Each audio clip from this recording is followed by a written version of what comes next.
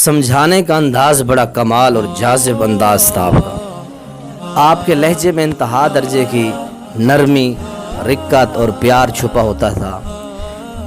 ایک مرتبہ صحیح البخاری کا پیریڈ تھا تو اس میں آنے میں تھوڑی سی تاخیر ہو گئی، تو بڑے ہی پیارے لہجے میں آپ نے اس طرح آپ گویا ہوئے کہ برخودار آپ جانتے ہو کہ آپ کا کتنا دور کا سفر ہے، کتنی دور سے آپ آئے ہو، مظفر گڑھ شہر و حلہ والی سے فیصل آباد ستیانہ میں آئے ہو، اور اتنا دور کا آپ کا سفر ہے، پھر آپ تاخیر کرتے ہو آنے میں۔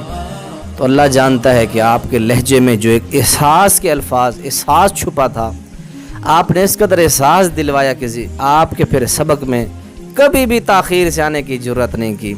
ایسا بہترین انداز تھا، کوئی گالم گلوچ، کوئی سختی، کوئی غضب نہیں، کوئی برسنا، کوئی ایسا لہجہ نہیں کہ جس سے شاگرد کے دماغ میں یا شاگرد کے دل و دماغ میں، ذہن میں ایسا فطور پیدا ہو جائے کہ استاذ محترم کے لیے نفرت نہیں۔ ہمارے شیخ کا ایسا انداز تھا سمجھانے کا کہ جس طرح حضرت انس رضی اللہ تعالیٰ عنہ فرماتے ہیں کہ آپ کے خدمت میں نے 10 سال گزارے، کبھی آپ نے نہ غصہ کیا نہ کبھی مارا۔ الحمدللہ ہم نے دیکھا مکمل دورانیہ میں کبھی آپ نے سوٹی استعمال نہیں، کبھی آپ نے تھپڑ استعمال نہیں کیا، کبھی آپ غصے میں اتنا انتہا درجے کے نہیں ہوگے کہ آپ غیظ و غضب کے اندر آ گئے ہوں، ایسا کبھی بھی آپ کا لہجہ نہیں تھا۔ انتہا درجے کے موم نرم تھے۔